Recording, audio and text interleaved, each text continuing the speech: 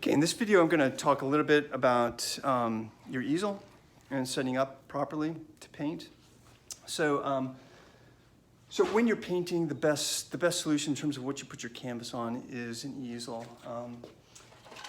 There's a nice fluidity to the painting process when you're able to stand and you're able to freely move back and forth and get sort of varying viewpoints on the thing that you're painting. It just improves your objectivity in terms of what you're doing. So an easel is ideal. Not all of you may be able to work from an easel, or may be able to afford an easel, or get access to an easel, and that's okay. I'll give you another option towards the end of this video, but this is the best solution if you can do it. You don't need to spend a lot of money for an easel if you decide to get an easel, and you can spend a lot of money. So this is a simple aluminum easel that's very lightweight, very sturdy. It's called a Stand Right. I bought it, I don't know, maybe 6 years ago for $50. I'm not sure what they go for now, but you can probably find something in that range online.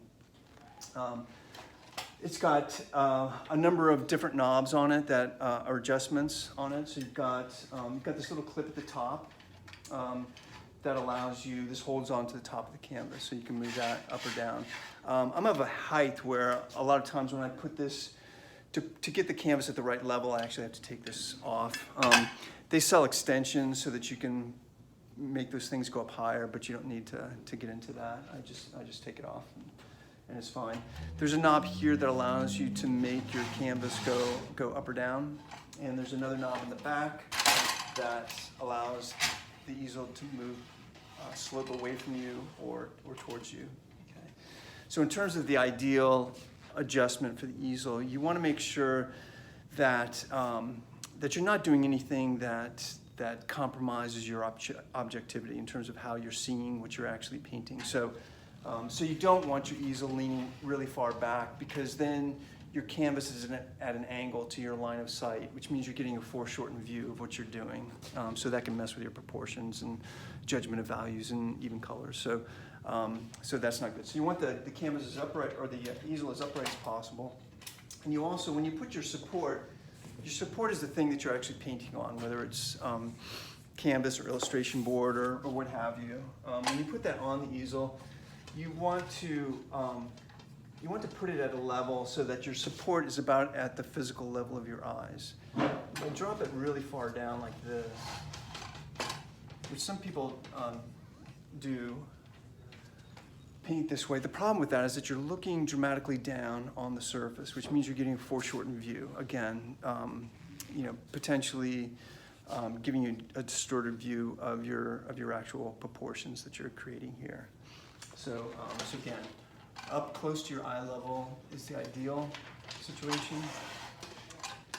And you want to have your easel and your support back from your still life, like not right up on top of it, at least not at this stage, where you're getting a really dramatic downward view. So, how far back, anywhere from 5 to 10 feet is fine, just depending on what you're doing, how small the objects are and so forth. So. But just not too close. You also, it's really important, again, going back to that idea of objectivity and being able to see this very clearly, and also to be able to judge what you're doing against what you're seeing. That's a lot of working from observation, is getting really dedicated to that principle of comparing what you're doing to what you're actually seeing. So you want to create a really free flow for your eye between your support and the still life that you've set up, so that you can compare those two really easily. So the way I've set up here, my eye can very easily flow back and forward, back and forward, back and forward, and continually compare.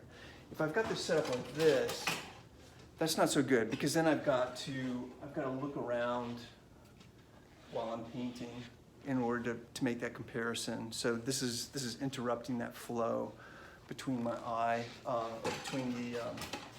interrupting my eye in its movement between the support and the still life. Okay.